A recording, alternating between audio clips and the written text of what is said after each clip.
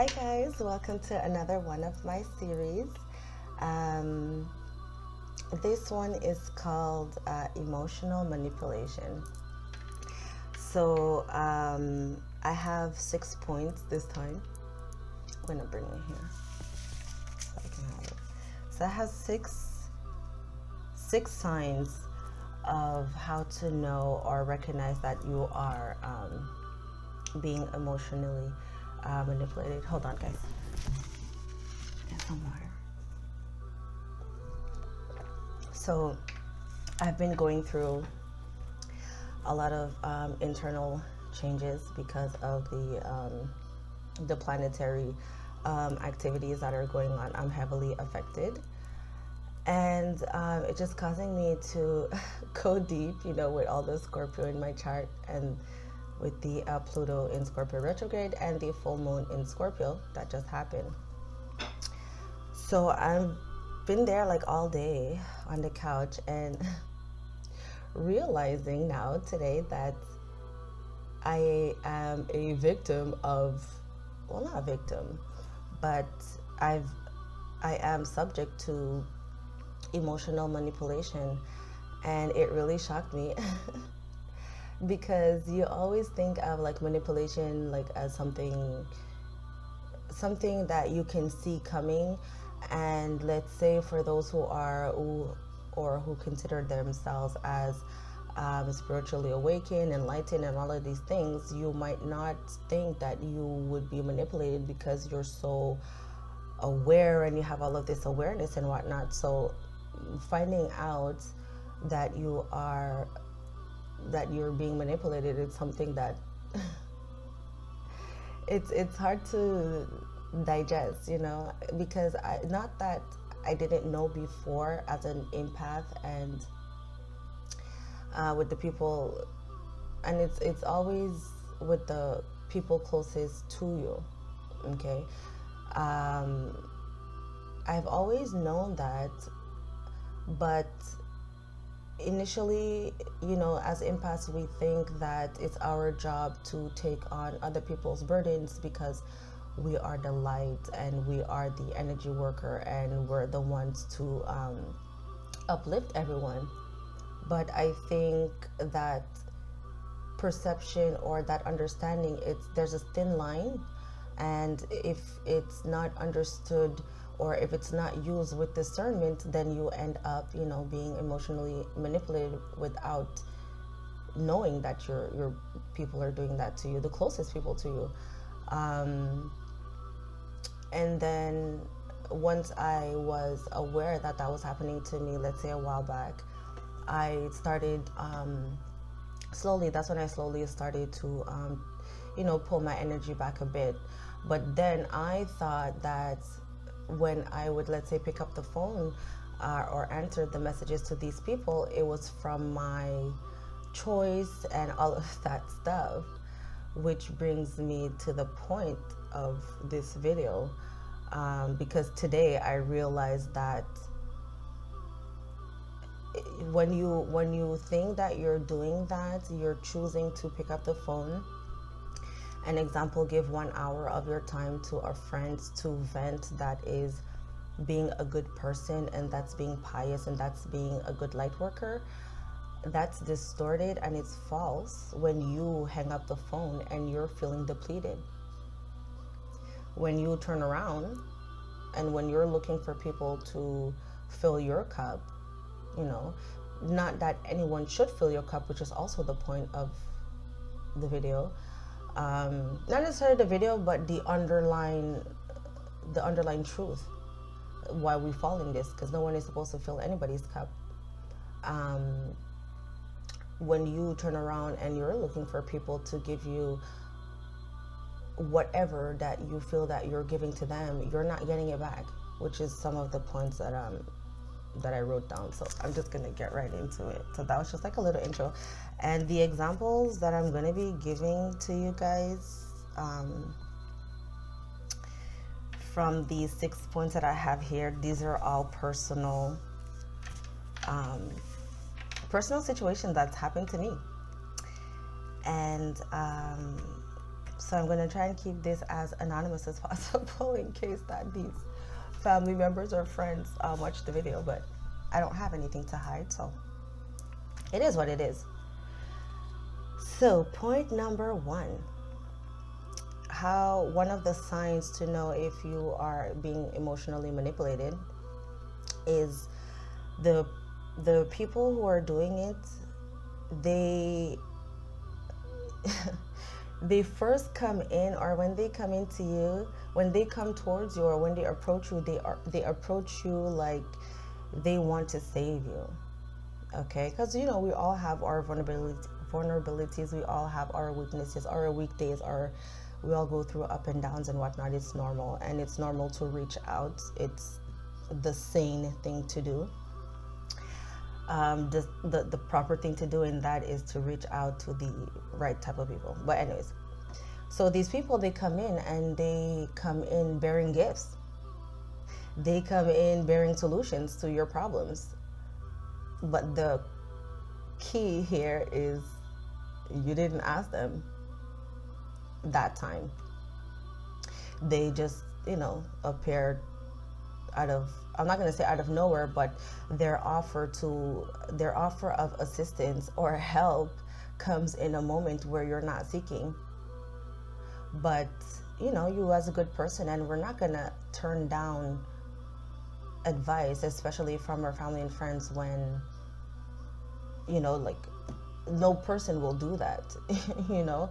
But that's just like the first indicator. Second indicator, point number 2, they put you on a pedestal. So me personally, the people who've been able to emotionally manipulate me, these people, they have a gift. They have this energy of making me feel like very valuable to them, very important to them, very special to them. And again, no sane person will walk like, it's great, right? It's great, it's wonderful, right? You would think. Again, another indicator. Because it's also the way that they make you feel special. And for me, one of the things that I always say to this person who makes me feel so special, when I would have this discussion with her, when I would, because she does it to me, but it's like, you can't do that to everybody. Okay, not everybody is a light worker and pure and clean.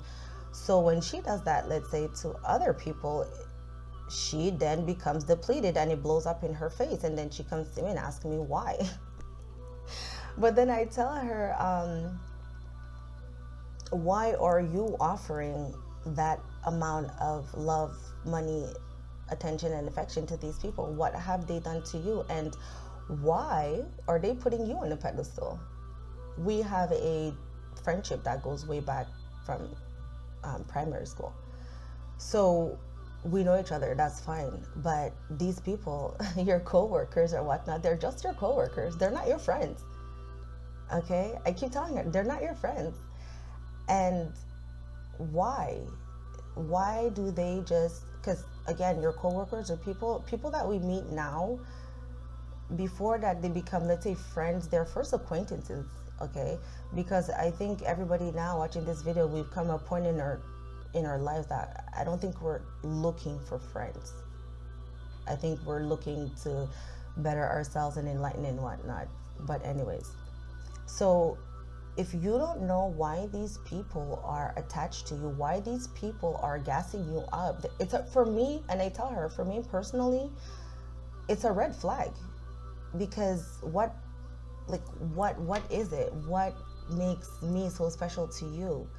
There's something that you're getting from me, because I don't see what I'm giving to you, but they know exactly what they're getting, why they're gassing you up, why they're putting you on a pedestal. You might not know why, because you're just so grateful that someone appreciates your appreciates you, but you don't know these people. Okay, that's just like on a side note. So understanding why people are putting you on are always praising you and making sure that you know how special you are to them. There's a reason. Trust me, we're gonna get to it. So another point, number 3, one of the what I wrote down is that these people, they don't take responsibility for their actions, or they don't take responsibility for themselves, no matter what the situation. Okay, they will always find a way for the problem to be enabled by someone else, and they are by proxy like involved. Okay. Again, another friend of mine, like, will always end up in these drama situations, and then I would ask her, but how did you even end up there? Oh, well, that person died, and then on Instagram, and then on Facebook, but how did you even get to exchange Facebook and Instagram? That's something personal. That's your personal, with an acquaintance. Because they made you feel special, they gassed you up, and now you're exchanging Facebook, and now look, you're blocking the person after what, 2-3 weeks, because there's some drama that went down. Why are you in that situation? It's not, and this is my favorite sentence. It's not because someone smiles in your face that they're your friend. It's not because someone smiles in your face that we're friends. We can appreciate each other as, humans, and have mutual respect and understanding and share of knowledge and all of that stuff, but we're not friends. Anyways, because this is what happens. Then there's beefs that comes about randomly, and you don't know how you end up there. Because you, in your mind and in your heart, I'm such a nice person, I'm a pure person. Why do I always end up with situation blowing up in my face? Always ask yourself, how did it even start? How did that person even have access to do such damage to you emotionally? And sometimes financially, and sometimes physically.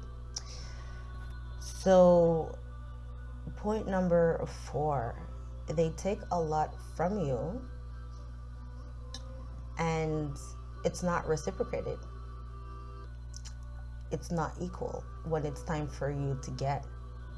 And then you end up feeling how that it's not balanced and equal, and your emotions are being used for their agenda, is that you end up feeling used coming out of the conversation because you're depleted. You feel like you've lost your energy, because there's a pattern. So they come in, gas you up, remind you of how special you are, and all of this is what I'm about to say is very personal, but it's part of my karma to learn and to overcome and heal from. But for me, me allowing this in my life, thinking that I was choosing it, it comes from the relationship I have with my father, because he does this to me. And this is the thing, there's 2 types of people who does this, emotional manipulation. There's people who are unconsciously doing it, so they're not even aware. So that's why you think that you are choosing to do it, because you see that they're not aware. And there are other people that they're just out to get whatever they can get. So they're gonna gas you up. It's the best way to make you feel special. So you owe them for them filling up your cup with their love. But you know within yourself, you never asked them. I didn't ask you for your love. You gave it to me.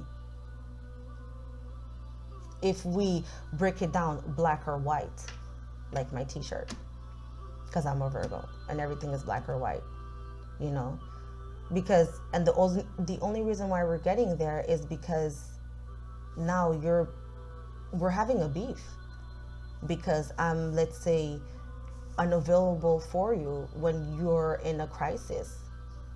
When you need me to pick up the phone, I wasn't there to pick up the phone. So now we have a problem. That's how you know that you're in a emotionally manipulative relationship. Anytime that you're not physically available, and this is a point number 5, they make you feel guilty, and they use that as a weapon against you. So for them, it's like, well, you know, I always call you, I always check up on you, I'm your friend, I love you, I enjoy spending time with you. All I asked for you was to be there for me or to pick up the phone. Well, I have a life, and I cannot apologize for being busy. That doesn't even make sense, you know? But again, a real friend wouldn't do that. A real friend will deal with their issues, and a real friend will assume that you not being available is because you have a life. They will not make you feel guilty. But someone who is emotionally manipulative will remind you of the gifts that they have given to you, will remind you of the time, love, affection, and money that they have given to you when you were in time of need.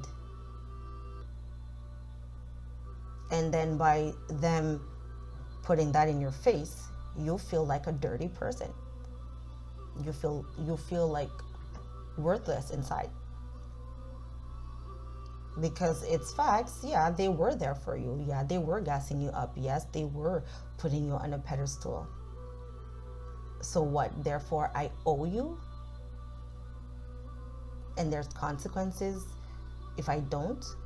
The consequence of me feeling like a bad person? But I thought we were friends. Why am I feeling like a bad person based on what you were saying? Because I wasn't available for you. But shit happens in life. We're all adults, and goes back to what I was saying in the beginning. Why we end up in this situation is because we're seeking someone else to fill our cup. We just do it in different ways, and in this video is one of those ways, through emotional manipulation, through bearing gifts, you know. And again, this is one of the examples that I would say to one of my friends. Why? Because example, the person comes and it's like they offer you something, and then you feel responsible to offer them to return a gift, but then it's like, oh well, I don't have the money, or blah blah blah. But why do you feel that you have to return? Oh well, they gave me a gift and I don't want to look like I'm cheap, or I don't want to look like I'm a bad person. Well, you're kind of calling me, telling me that you don't have the money. So who are you trying to impress? So it's the emotional manipulation, you know. It's like you want to keep the exchange going. I give you a gift, I expect a gift back. I give you time, I expect time back. I give you love, I expect love back. Everything is great. But in a healthy relationship, if for some reason it's not reciprocated, there's no problem, there's no issue. But in an emotional manipulative relationship, when it's not reciprocated, shit blows up. Shit hits the fan. Your relationship then becomes like it's on thin ice. All of a sudden, you know? It's weird. And which brings to point number 6. It puts you in a position to compromise your values to meet their demands. So because you feel that the relationship or the person's emotional state is on thin ice, you then compromise part of yourself to accommodate the other person. And again, you're always giving more of yourself, more of your time than you're receiving, thus leaving you depleted emotionally, mentally, and then physically, because you don't have any energy. How do you recharge? Who's helping you to recharge? You know, you're not going to go to the people who depleted you to help you fill you up. They just depleted you, you know? So you're just left alone. And this is how you know that these relationships are unhealthy and toxic. So I hope this was helpful for you guys. If you want to book a reading with me and take a look into your personal situation, all of my information is in the description box. Please like, share this video, and subscribe if you're not subscribed already. Thanks for watching. Bye, guys.